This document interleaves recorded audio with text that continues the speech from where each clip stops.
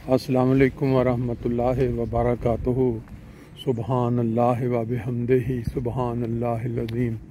अल्लाहुम्मा सल्लि अला मुहम्मदिन व अला आलि मुहम्मद कमा सल्लैता अला इब्राहीम व अला आलि इब्राहीम इन्नका हमीदुम मजीद। अल्लाहुम्मा बारिक अला मुहम्मदिन व अला आलि मुहम्मद कमा बारकता अला इब्राहीम व अला आलि इब्राहीम इन्नका हमीदुम मजीद।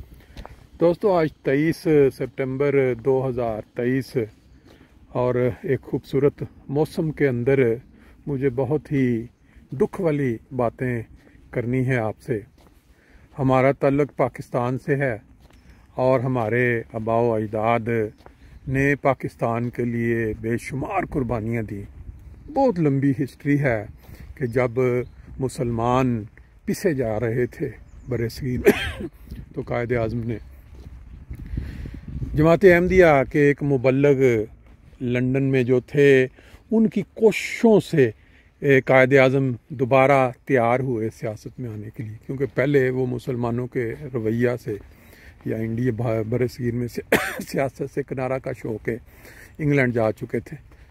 तो पानी जमात अहमदिया उस वक़्त खलीफतुल मसीह सानी थे, उन्होंने जो मुबल्लग थे उनके ज़िम्मे लगाया कि आप कायद आज़म को ज़हनी तौर पे तैयार करें कि पाकिस्तान बरसगीर में आप मुसलमानों को आपकी मदद की ज़रूरत है, क्योंकि वो अलहदा मुल्क पाकिस्तान के लिए एक ऐसे लीडर की ज़रूरत थी जिसको दुनिया मानती हो, जिसमें एबिलिटी हो।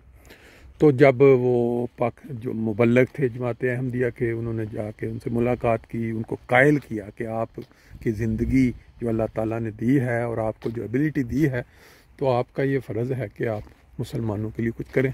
वो तैयार हो के वापस इंडिया तशरीफ़ लाए, बरसगीर वापस आए और फिर उन्होंने अमली सियासत का आगाज़ किया और उसके साथ जमात अहमदिया ने पूरा ताउन किया। और जो उस वक़्त के मारूफ मौलवी थे बरसगीर में, उन्होंने बहुत सख्त मुखालफत की, बहुत ज़्यादा उन्होंने गालियाँ भी दी और पाकिस्तान पलीदिस्तान पता नहीं क्या कुछ। बहरहाल पाकिस्तान बन गया और फिर लाखों इंसानों की कुर्बानियाँ दे के मुल्क आज़ाद हुआ और कायद आज़म ने ये ऐलान किया कि यहाँ बसने वाले हर शहरी को बिला तफरीक किसी भी मज़हब से तल्लुक़ हो, उनको पूरी मजहबी आज़ादी हासिल होगी। ये एक ऐसी हिस्ट्री है जिसको कोई नहीं जुटला सकता, बेशक पुराने हों या नए लोग हों। लेकिन बदकिस्मती देखे हमारे मुल्क की, बदकिस्मती ही इसको कहा जाएगा। सबसे पहले 71 में क्या हुआ, तफसील में जाने की ज़रूरत नहीं है, क्यों हुआ, ये एक बड़ी लंबी हिस्ट्री है। एक हिस्सा मुल्क का अलहदा हो गया, उसके बाद फिर चलता चलता ये हालात हो गए। 53 से वहाँ जो मौलवी हजरात थे जिन्होंने फुल पाकिस्तान बनने की मुखालफत की थी, बहुत बहुत बड़ी गालियाँ दी थी कायद आज़म को, पता नहीं काफिर आज़म क्या कुछ का। तो जब वो पाकिस्तानी ही है तो वो मुसलमान थे, पाकिस्तान के अंदर जब वो शामिल हो गए, उन्होंने फिर जो तहरीकात शुरू की, उनको जब और कोई हल नज़र नहीं आया तो उन्होंने जमात अहमदिया के ख़िलाफ़ जहर बनना शुरू कर दिया लोग। और फिर सितम ज़रीफ़ी देखें कि एक सांप, जो सांप होता है उसकी खसलत में है, पढ़ते रहे हम तभी, कि जब उसको भूख लगती है वो अपने बच्चे खा जाता है। या इसी तरह और भी जानवर होंगे, लेकिन सांप के मुतल्लिक़ हमने सुना हुआ। अब पाकिस्तान बन गया, बनने के बाद वो लोग जिनको तकलीफ़ थी पाकिस्तान बनने की, उन्होंने अब और कोई हल उनको नज़र नहीं आया तो उन्होंने चले ये मज़हब का जो एक बहाना है इसको इस्तेमाल करते हैं, मजहबी तफरीक डालते हैं, मजहबी आपसंदी को यूज़ करना शुरू कर दिया। और ऐसे ऐसे नए से नए वो इस मज़हब इस्लाम के अंदर इत्क़ादात शामिल करते चले गए कि जो नई जनरेशन बड़ी हो रही थी उनके दिलों में एक दूसरे के लिए नफ़रत बढ़ती गई, जिसको मजहबी मुनाफरत कहते हैं। आज पाकिस्तान आप देख लें, हर फ़िरका दूसरे को काफ़र काफ़र का आवाज़ें दे रहा है कि फ़लाँ दूसरे काफ़र हैं, हम मुसलमान हैं। ऐसे ही चलता रहा सिलसिला। फिर इन्होंने इकट्ठे होकर जमात अहमदिया के ख़िलाफ़ 74 में एक फ़ैसला किया, इनको गैर मुस्लिम करार दे दें। ओके, ये भी हो गया। फिर आहिस्ता आहिस्ता आगे चलते रहे। 84 का वक्त आ गया तो 84 में आके ज़ियाउल हक ने कहा कि जो काम भुट्टो ने किया था मैं उसके अंदर अपना हिस्सा भी डाल दूं, क्योंकि उसकी जो कुर्सी थी या उसकी वो जो हुकूमत थी उसको भी कुछ ख़तरा पैदा होना शुरू हुआ।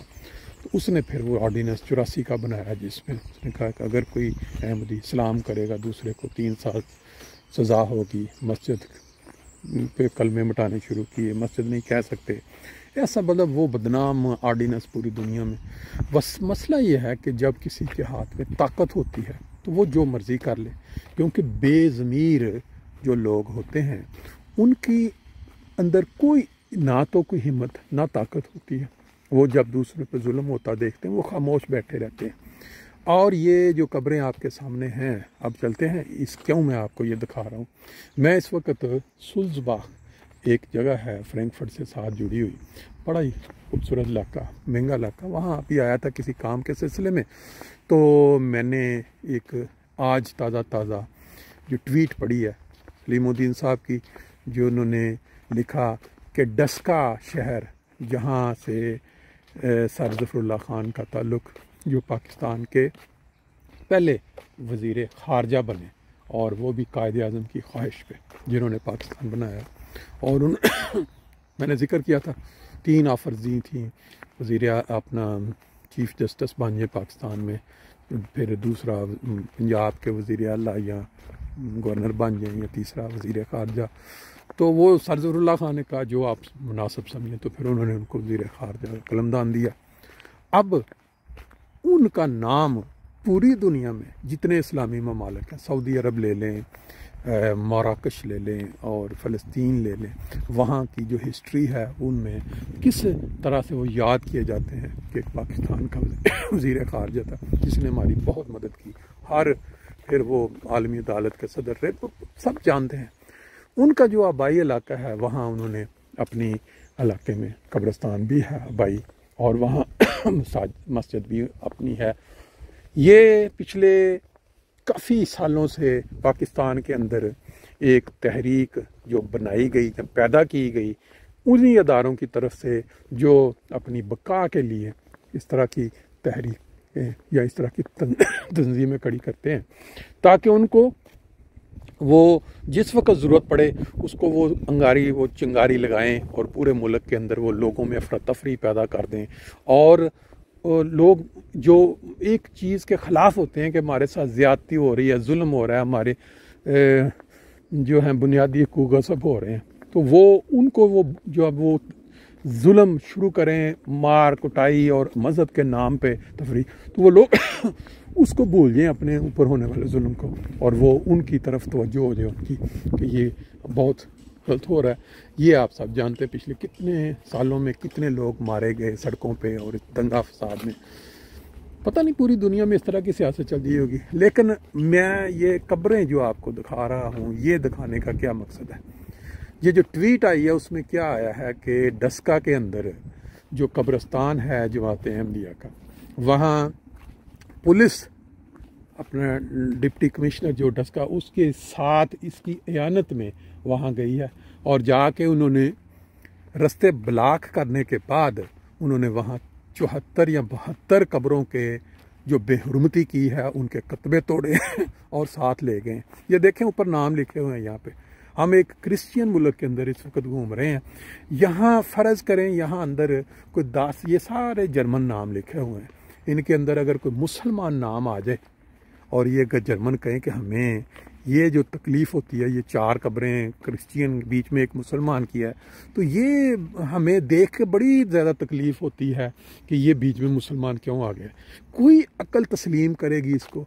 कोई जी शऊर इंसान इस बात को तस्लीम करेगा?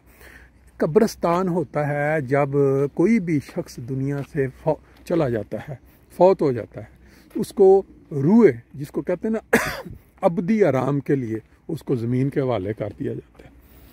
ये एक ऐसी बदबख्त कौम बन चुकी है पाकिस्तान कि वहाँ ये जो लोग हैं, वो जैसे मैंने दिया ना मिसाल कि सांप जब उसको भूख लगती है तो अपने बच्चों को भी खा जाता है।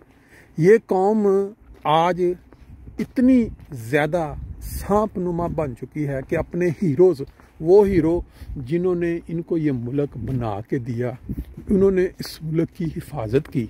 आपको जानते हैं कि 65 की जंग में और 71 की जंग में कितने अहमदी थे जिन्होंने बहादुरी के साथ दुश्मन का मुकाबला किया। उनके नाम आज भी लिखे हुए हैं। अब तो वैसे तो ये तारीख जो है उसको मसख कर रहे हैं, उनके नाम उड़ा रहे हैं। फिर पाकिस्तान का जो नाम दुनिया में बुलंद किया वज़ारत ख़ारजा के ज़रिए, सर ज़फ़रुल्लाह ख़ान, वो भी सब जानते हैं। साइंसदान डॉक्टर अब्दुल सलाम ने जो नाम रोशन किया पाकिस्तान, वो भी सब जानते हैं। अब ये सारी बातें ज़हन में रख के देखें।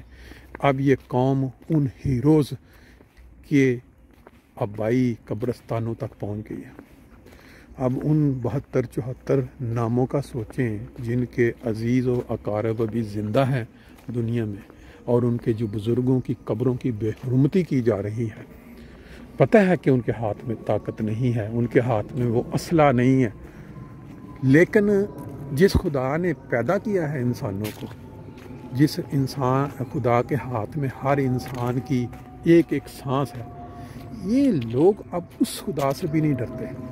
ये कब्रें हम देख रहे हैं, यहाँ बड़े सुकून से लोग आ रहे हैं, दुआ कर रहे हैं, जा रहे हैं। इसमें मुसलमान भी होंगे, इसमें क्रिश्चियन भी होंगे, इसमें, लेकिन इनको कोई तकलीफ़ नहीं है कि ये कब्रों में भी ये हमारे पास हमारे साथ क्यों पड़े हुए हैं। उधर ऊपर नाम लिखे होंगे मोहम्मद हुसैन, मोहम्मद अकरम, उनको तकलीफ़ अब ये हो रही है इनके नाम के साथ मोहम्मद क्यों लिखा है, इनके नाम के साथ सैयद क्यों लिखा है। फिर अगर कोई कुरानी आयत ऊपर लिखी है इन्ना लिल्लाहि व इन्ना इलैहि राजिऊन, उनको इस बात की तकलीफ़ हो रही है। दुनिया में ये ट्रेंड है कि बाद लोग या वो खुश होते हैं, इस चीज़ पे इतराते हैं कि हमारी बनाई हुई चीज़ जो है ये दूसरे लोग भी इस्तेमाल करते हैं, वो इस अप्रिशिएट करते हैं इस चीज़ को। और हम मुसलमान आपस में लड़ रहे हैं इस बात पे कि इसके ऊपर मेरा हक है, इसके ऊपर मेरा हक है।